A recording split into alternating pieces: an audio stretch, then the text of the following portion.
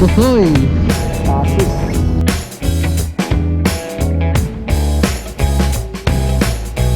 So, papakita ko sa inyo kung paano yung proseso at saka magkano yung mga babayaran pag nagparehistro. Alright. Kasi hindi lahat ng ingredients na fix na lahat.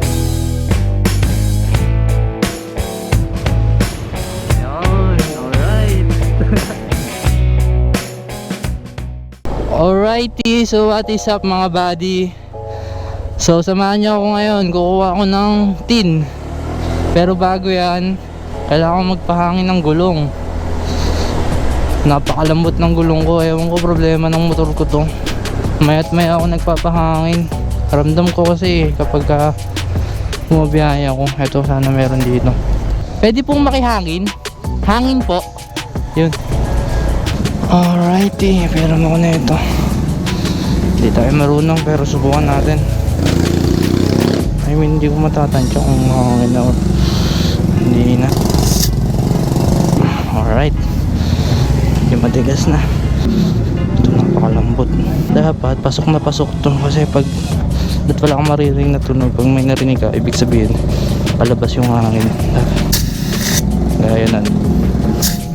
Ayan, wala akong maririnig na tunog. Kaya ito. Ay, sa lobby ba? Salamat po. Alright, hangin na.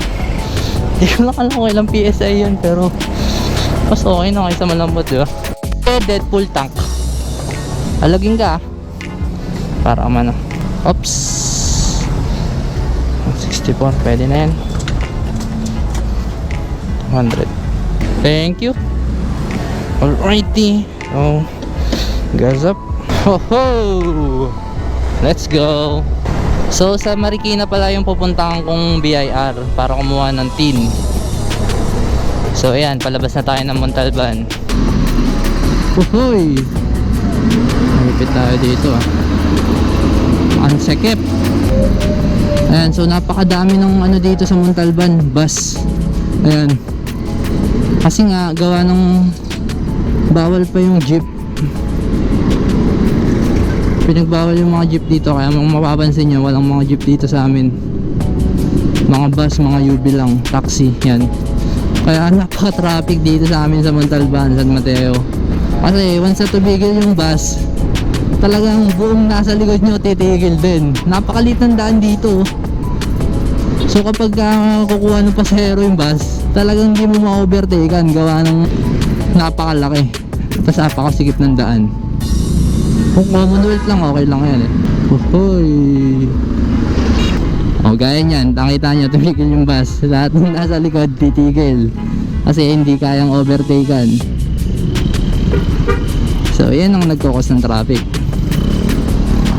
Well, hindi naman natin masisisi kasi way ng commute natin yung bus.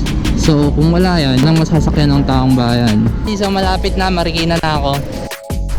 What's up mga buddy? So nandito na ako sa BIR sa Marikina.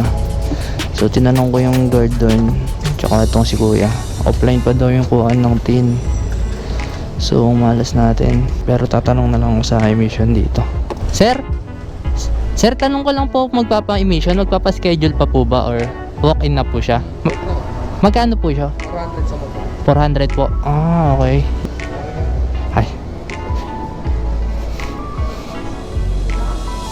Pero na po RCR. Ay sir, ilang days yung validity niyan? Dalawang buwan pa, matagal naman siya. Okay. Ito sir. Alrighty. So what's up mga buddy? Nandito tayo ngayon sa Marikina. Kukuha sana tayo ng tin kaso wala eh, sarado daw. Offline daw yung kuhaan ng tin dito sa BIR. So, ayan yung sa may tin. Diyan lang yung building na yan. Diyan lang kuhaan ng tin. So may nakita ako dito, katabi lang niya, emission center. Naisip ko na lang ipa-emission test ng motor natin. 400 daw siya pag sa motor. So ayun, paparehistro na rin kasi ako eh. Hindi naman yung balak ko eh. So para di na rin sayang yung punta natin dito sa Marikina. So yun lang, tingnan natin mangyayari. Ayun, nalalagyan na rin.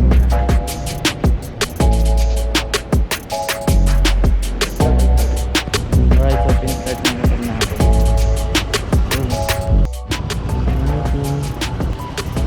Test na yung upo.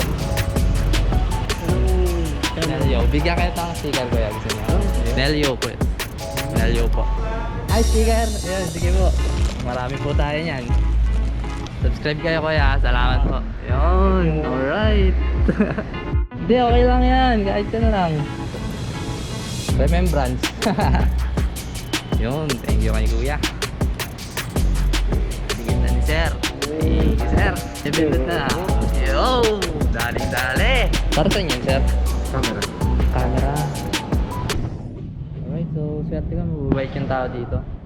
Ina-assist nila talaga tayo. Tsaka sinasabi ko ano yung mga dapat gawin. So yung mga gustong magpa-emission test dyan, meron naman dito, yung mga taga Marikina. Ayan, Green Ecology Emission Testing Center. So hindi na rin sayang punta ko dito kahit offline yung sa kuha ng tin. Nakapagpa-emission test tayo. Tsaka sabi naman ni kuya, 2 months naman daw yung validity. So hanggat hindi pa tapos yung 2 months, pwede mo pa siyang dalhin sa LTO. Valid pa rin yung magiging document mo. Alright.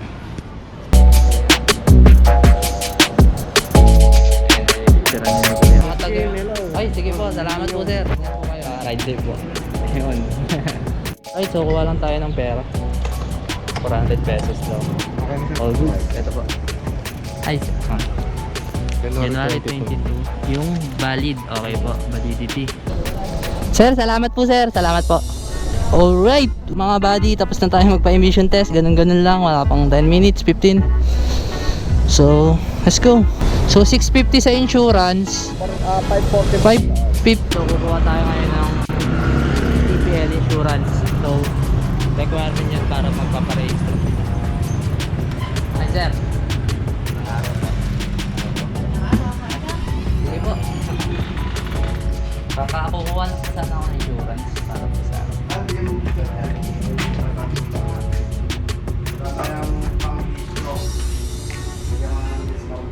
ORCR na lang. sir. Ayun.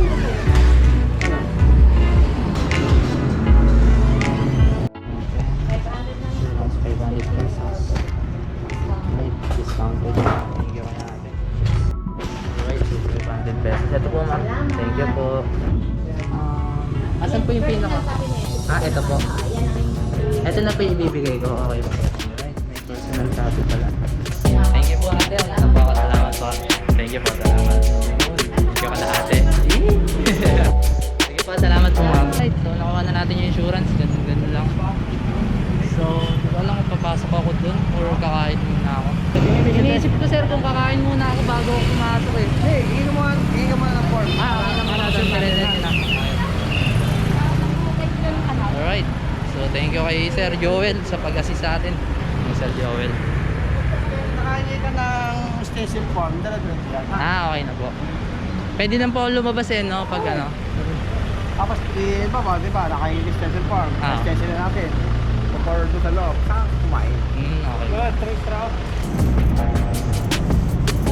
So, kaliwa ka doon. Kaya ka na po, ha? Ay, kami pa kayo, ha?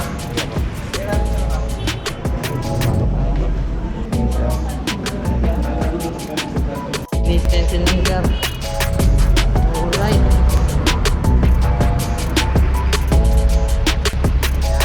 Daling-dali. Chassis. Chassis naman. Kanina, engine number, ngayon naman chassis. Engine? Engine kanina, engine. Okay. Ngayon naman chassis. Kailangan palang ganyan eh. Actually, wala na saan ng stencil. Ewan ko bakit binalik uli nila. Dati tinanggal na yan. Oo, ano lang, inspection lang, pag-inspection. Ayan, thank you kay sir. Shout out. Sir Joey. Number 1. Ay, Joel pala. sorry. Yan. So yung mga gustong magparehistro dito sa Marikina, lapitan nyo lang si Sir Joel. So ayan, sobrang accommodating. Bait, assist talaga tayo. Sir, hindi lahat ng nandito sir, fix sir ha. Oo. Hindi ako fix sir. Yun. Yun. Walang sinisingil si Sir Joel sa atin kahit magkano. Yung unang bungad niya sa atin. So yun, salamat. Kaya ako sticker mo ha. Oh, sige sir. Meron ako niya kunin ko. Ito sir, oh. Hello. Alright, so waiting na lang tayo na stencil na yung motor natin. So, ayan. Ayan si Kuya Joel. Balik niyo po dun sa magbibigay ng form, Okay. pipirmahan niya, pagka-pirma, diretso na kayo sa loob, no? Oo. Pag naipasa niyo na doon sa evaluator, pwede na kayong kumain. Pwede na kumain doon. Tapos, babalik na lang ako dito. Oo. Okay, At pagkabalik ka, halimbawa, medyo natagal lang kayo, pagbalik nyo, Oo. tanongin nyo lang yung window na Yung pinagbigyan ko. Kung natawag na ba, hindi ba ha? Okay po. Thank you, sir. Salamat po, sir.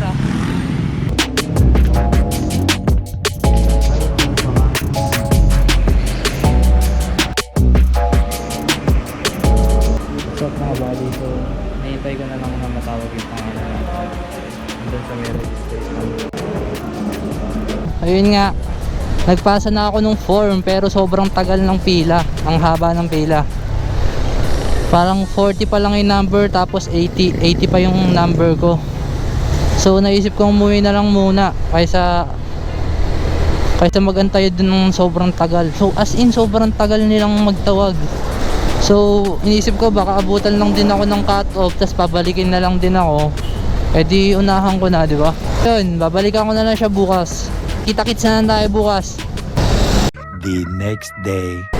Babalik na tayo ng LTO para iparehistro na yung motor natin. Ginawa nga natin kahapon, kaso nga sobrang haba ng pila, kaya naisipan na lang natin bumalik ngayon. So alas 8 daw sila nagbubukas sa may LTO Marikina. So maaga pa naman, 7:20 pa lang. So pila na tayo doon, sana walang masyadong tao. So ang bakal lang natin ngayon ay yung mga dokumento na kailangan natin din sa pagpaparehistro at saka napakahabang pasensya. Dahil expect na natin na medyo matatagalan tayo dahil daming tao talaga. Kasi kakabukas lang daw ulit na itong LTO. Kasya. Let's go. Sarap talaga ng gantong side mirror. Ang daling singit. Wala kang isiping masasayad. Kaya ayokong ibalik yung stock na ito eh. Medyo mahirap lang siyang silipin, pero goods lang. Tingnan mo naman, napakadali isingit oh. Kaso lang may sumisingit din. Ayan oh. Oh. Kung nakastock ako hindi ako makakasingit sa ganyan. Apakataas nun eh. At saka laging uma-appear sa mga side mirror ng mga sasakyan. Kung yan, umapir na yan. Uhoy. Bakit nga ba tayo nagpaparehistro? Nagpaparehistro tayo hindi para sa atin mismong mga driver, kundi para sa ating mga motor. Parang lisensya ng motor natin na kailangan taon-taon ginagawa. At saka siyempre para sa pagkakakilanlan ng motor natin. Kasi kung hindi ka nakarehistro o tinatawag nating paso, pag nahuli ka, babayad ka pa ng penalty na 10k. So may mga cases yan sa mga bagong biling motor, mga unregistered ba yun, di ba? For registration pa. Kapag nahuli sila, madalas LTO, ang laki nan, aberyang yan. So papakita ko sa inyo kung paano yung proseso at saka magkano yung mga babayaran pag nagparehistro.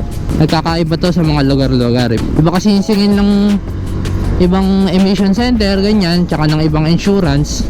So may konting difference. Ang importante naman dito, wag kang maloloko. So dito na tayo sa LTO. Yan yung LTO. Park lang tayo.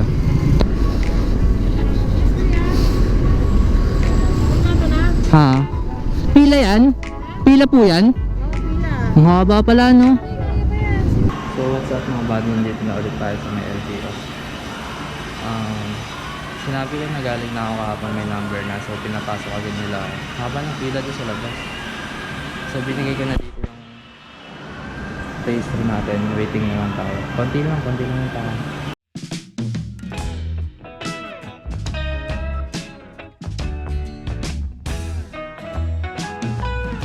What's up mga buddy? So yun lang, tapos na, ganun lang, nakuha ko na yung registro natin.